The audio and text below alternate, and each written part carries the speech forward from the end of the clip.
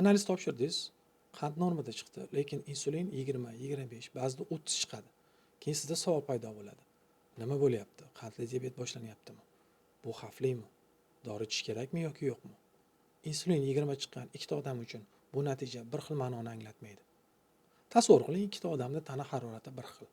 Ikkalasida ham 38 gradus. Lekin bittasida shamollash ketyapti, ikkinchisida esa og'ir infeksiya mavjud. Raqam bir xil, lekin bemorlar uchun holat har xil. Insulin ko'rsatkichi ham xuddi shunday. 15 bo'ladimi yoki 30. Bu o'zi alohida tashxis emas. Bu shunchaki bitta laborator ko'rsatkich. Bu natijani nimani anglatishini esa odamning umumiy holati belgilaydi. Tasavvur qiling, ikkita odamda insulin natijasi bir xil chiqdi. Birinchi odamda qorin yog'i bor, ovqatdan keyin uyqu bosadi, shirinlikka kuchli xohish va vazn tashlash qiyin. Ikkinchi odam esa o'zini yaxshi his qiladi, faol, energiyasi yaxshi va yuqoridagi belgilar yo'q. Insulin natijasi bir xil, lekin bu ikki kishi uchun vaziyat ikki xil.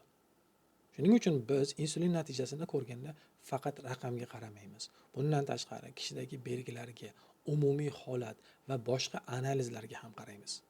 Chunki savol insulin necha chiqdi emas, balki bu natija aynan siz uchun nimani anglatadi?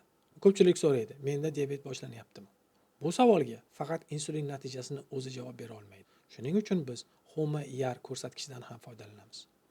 HOMA-IR bu insulin va qand natijasini birgalikda baholab, organizm insulinga qanday javob berayotganini ko'rsatadigan indeks. Shuning uchun insulin natijasi alohida emas, balki HOMA-IR va bemorning umumiy holati bilan birga baholanishi kerak.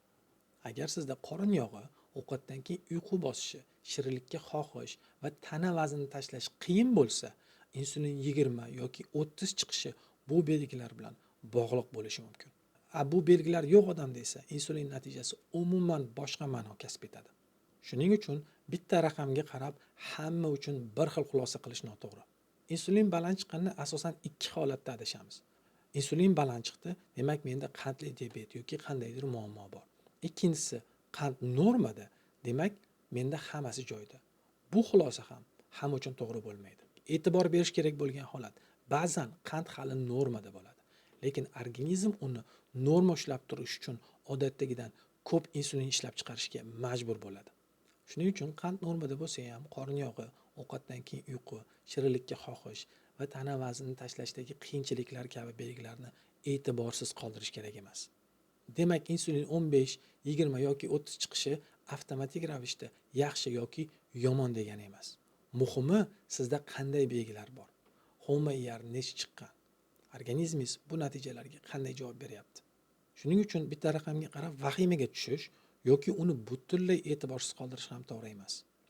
Eng muhim savol insulin necha chiqdi emas, balki bu natija men uchun nimani anglatadi? Agar insulin natijasi sizda baland chiqqan bo'lsa, endi tabiiy ravishda keyingi savol tug'iladi. Xo'sh, birinchi nimadan boshlash kerak? Nimani o'zgartirish kerak? Qaysi o'zgarish eng katta foyda beradi? Aynan shu haqida keyingi videoda gaplashamiz.